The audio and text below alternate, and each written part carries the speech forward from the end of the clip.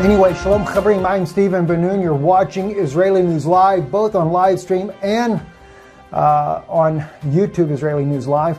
We do have breaking news. I actually seen this 6 minutes after it came out on the Jerusalem Post. Turkey's Erdogan says operations begin in Iraq, Sinjar region.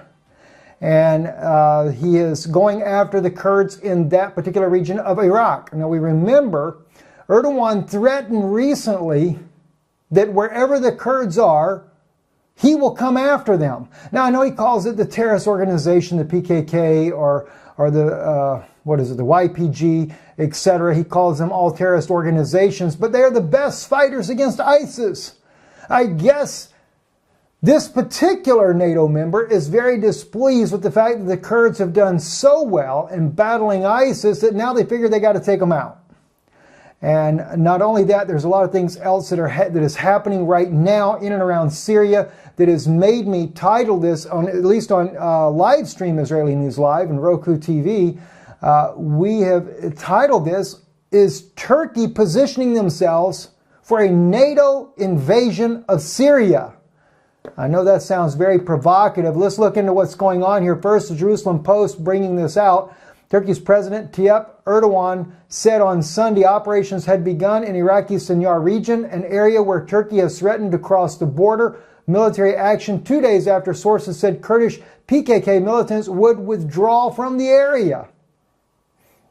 Now here the Kurds are willing to withdraw to try to prevent any kind of escalation by Turkey, but Turkey doesn't care. They've already started an air attack on that region, killing 4 already. Now, I don't think the Jerusalem Post has brought that particular issue out, but I've already found this out on another source that I found. They have taken out 4 in an airstrikes already of the Kurds there. Let's look at where Sinjar is there based on the map, though, right here. We have Syria.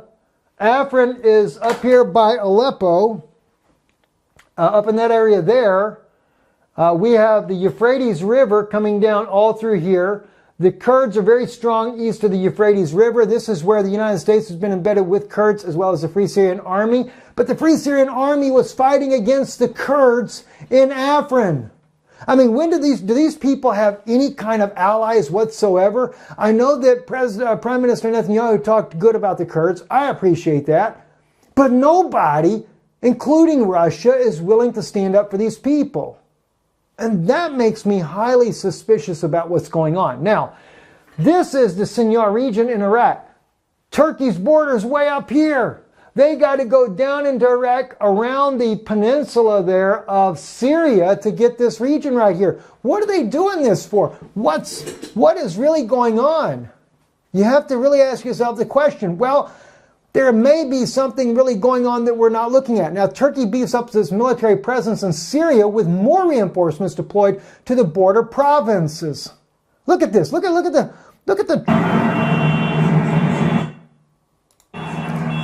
all these trucks rolling in. I mean, this equipment looks like U.S. type armaments coming in, not just Turkish. But they're building up their forces on the Syrian border as well.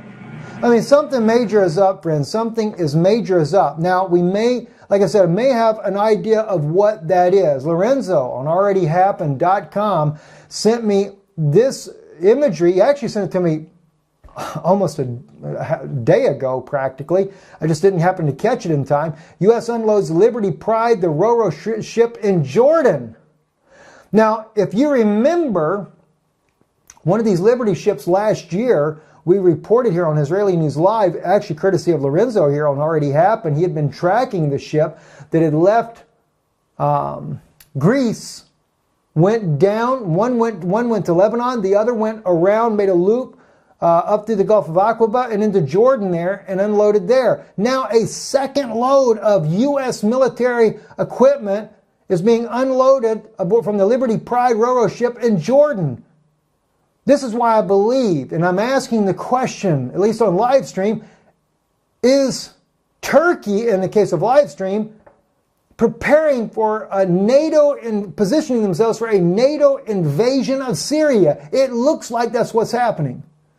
Very concerning indeed what's happening. Now, As I shared with you when we were on with Dr. Pigeon the other day, it's almost like the Vatican would like to see a major conflict between Russia and the United States to begin with. Well, Syria could very well do it. It could, as Dr. Pigeon pointed out, this is where the hooks are in the jaw.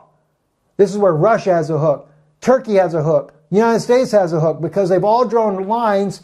The U.S. President Trump says if the Syrian regime uses chemical weapons, we will attack Damascus.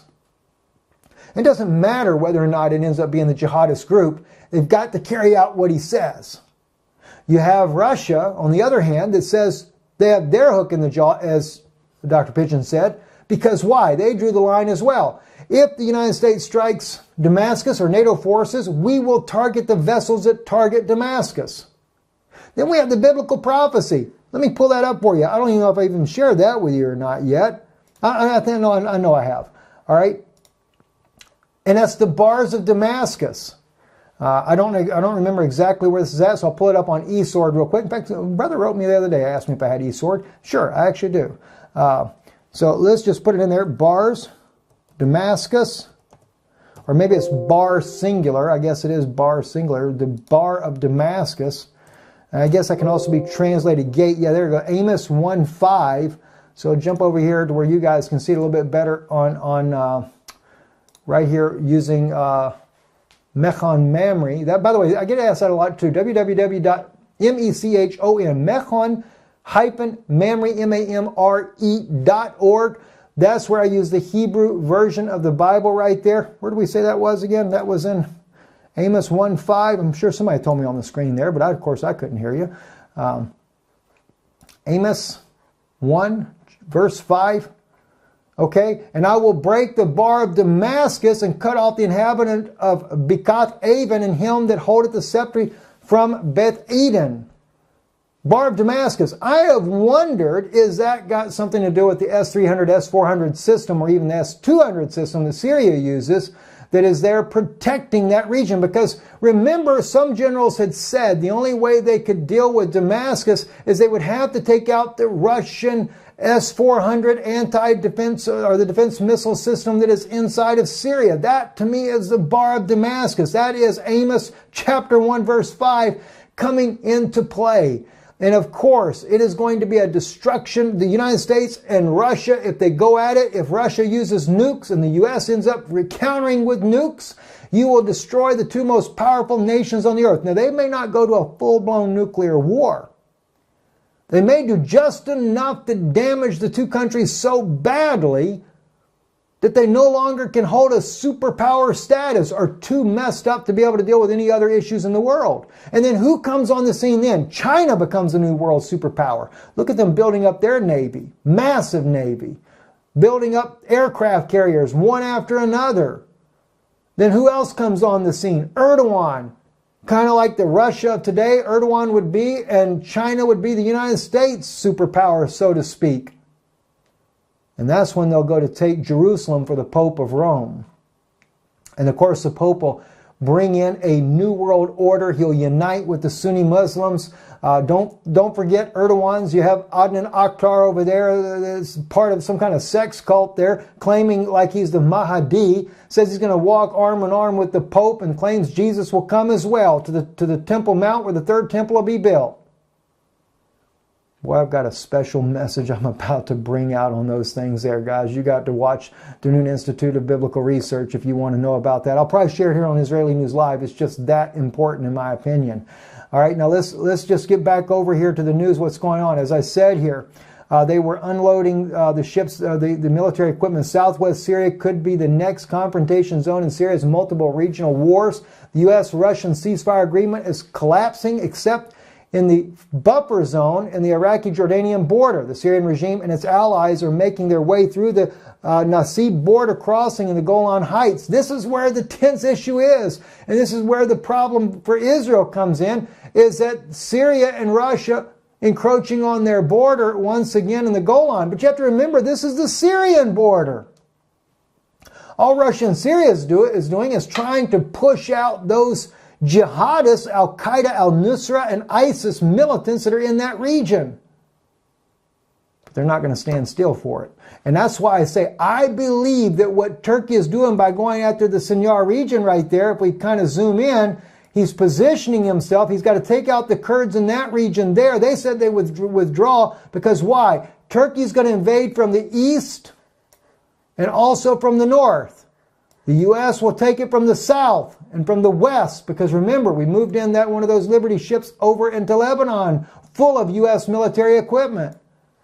And also we have the Germans. The Germans moved a bunch. Right here at Dada is one place where right now, this is where you can see here on the map with the arrow there, just turned blue for you. That's where the Syrian troops are pushing down towards the border there. Right across from Dada there, not far from Al-Mafraq, Jordan, is where the U.S. and British forces have their base there, massive base. And that was before they sent in these ships loaded down with military equipment. And on top of that, the Germans from the Encircled Air Base moved their air force to Jordan. They're getting ready, friends, to take down Syria. If this isn't a Vatican war, I don't know what it is. You know, it reminds me of the apocryphal work of the Apocalypse of Abraham. You know, I can't put 100% stock in apocryphal work, but one thing's interesting when it's prophetic, and you see that Abraham writes at the end of the days there that the Roman soldiers would bankrupt the world economy with their Roman soldiers. Pretty weird, isn't it? On top of all this, think Russia's not getting ready for something? Check this one out here. This is from Michael D. there. Michael D. is showing here that they have Russia's chemical and biological military training along with the Toku-U tactical ballistic missiles. This is in Kursk Oblast, which, by the way, friends, that happens to be, let me pull this up so you can see this a little bit better here. I can do without the music there, but this happens to be right there on the border of Ukraine. They're practicing in this footage here, not only the military going in, but practicing for being attacked by chemical and biological weapons. What in the world is going on? I mean, Russia, I guess they know after what has happened over in Syria, they just don't trust anybody anymore. Decontamination and stuff of their military equipment. I guess it's just some kind of high-powered blower and stuff. I don't know what they're using there, but nonetheless, they're getting ready for something. Something big is going to be going down. It does not look good. I'm Stephen Ben-Nun. You're watching Israeli News Live. Thank you for those joining in on live stream there. If you watch it over, you're going to see the camera fall all over the place. I'm trying to put it up, trying to hurry real quick, and boom, there it goes. Anyway, I'm Stephen Ben-Nun. Israeli News Live. There it is.